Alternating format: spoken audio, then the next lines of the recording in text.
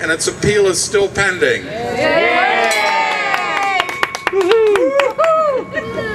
The next church to be closed is Corpus Christi in Cleveland with a Polish background.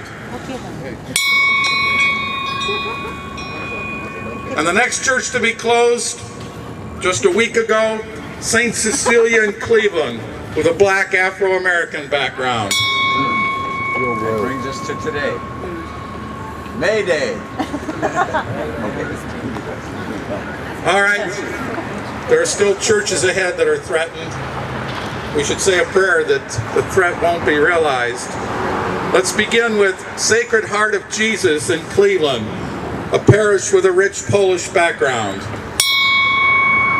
The next church, May 3rd, St. Philip and James in Cleveland. The next church, May 9th, St. Barbara in Cleveland with a Polish background. St. Barbara. This church is still appealing to the Vatican. The next church to be closed, May 9th, Our Lady of Mercy in Cleveland with a Slovak background. The next church threatened with closure on May 16th, Assumption of Mary in Brook Park. The next church threatened with closure on May 23rd, everyone? St. Gwendolyn. St. Gwendolyn!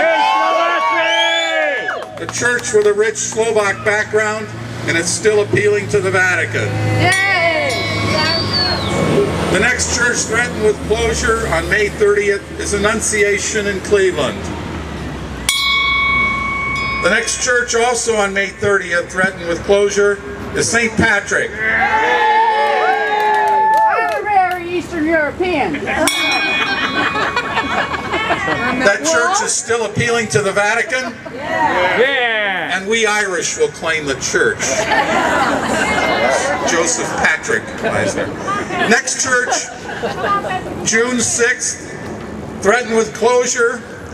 This is the oldest church in Cleveland with an Afro-American black background. St. Adalbert's, and it's still appealing to the Vatican. The next church on June 12th, a former church of mine, St. Margaret Mary in South Euclid. The next church, June 20th is the date. St. Lawrence in Cleveland with a rich Slovene background. Our next church threatened with closure on June 20th. Our Lady of Mount Carmel, a church with an Italian background located in East Cleveland. It's the only Italian, too. One. That's right. You gotta put something in there. Where's the mafia when you know? The next church threatened with closure on June 26th is St. James. What's the other half? It's in Lakewood and it's appealing to the Vatican.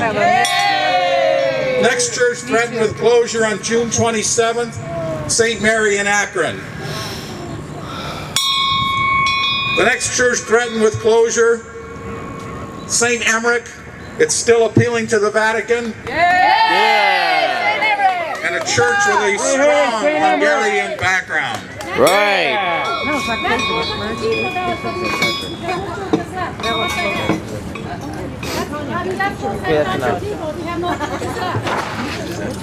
You have the camera.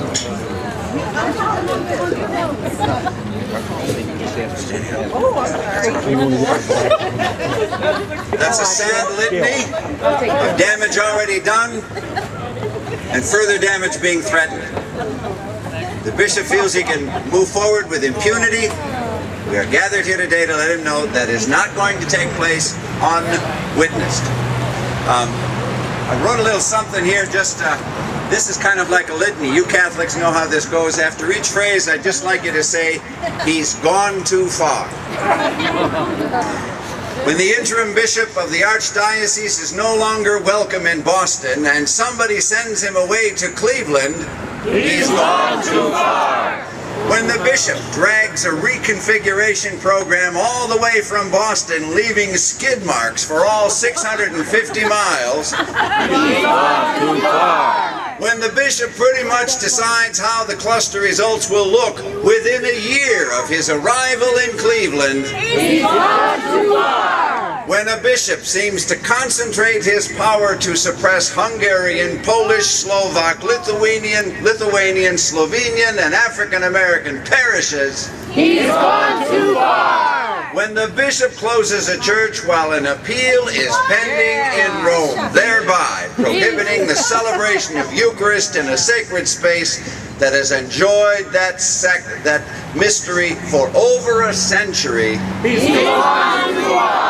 when the primary pastor of a diocese so intimidates his clergy that they are fearful of him and choose to fly under the radar, He's gone too far. when a bishop is so removed from his flock that he has a diocesan spokesperson to do all the talking, who rewrites history and contradicts himself with a smile on his face, He's gone too far. when a bishop wears a Kevlar vest and has plainclothes policemen around him whenever he is in public, He's gone too far. when a bishop conjures up a $100 million capital campaign in the midst of the lousiest economy in 25 years, He's gone too far. when the bishop is so intent on moving forward that he shows little or no regard for what he leaves behind, when he is so focused on what he hopes to gain that he has no appreciation for what is being lost, when he is surrounded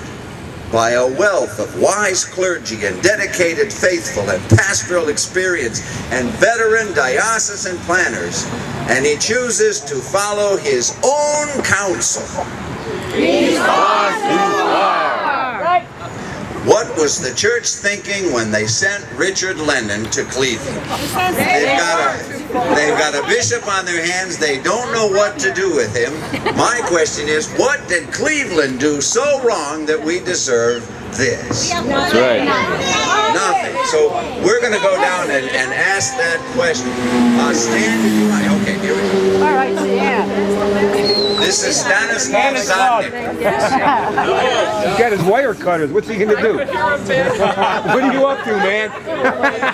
Someone has to have tools. Be prepared like a good Boy All Scout. right. Do I really need this? Yes. Get up there on that There we go. Now, I got a We're going to march, and we're going to march behind Divine Mercy Gonfalo. Behind that, we'll have a fine piper, a fireman, Patrick Logan. Give us a toot on that thing, will you? He's got a skirt on. Now, we're supposed to expend our energy here and on the walk, on the march, on the procession. Our intention, Hold the mic up, Stan. our intention There is you to go. save our church, our parishes. We implore the divine mercy of Jesus Christ to intervene, forgive all of us, and to forgive Richard Lennon. God forgives everyone. And to change his heart, which he has hardened. For those of you who read the gospel, Matthew in particular, there's a parable there. There's many parables. And we read those and hear those, and it wasn't meant to be understood immediately. You're supposed to think about it. And sometimes the most important line is not the one you think it may be. There's a line in a parable where the servant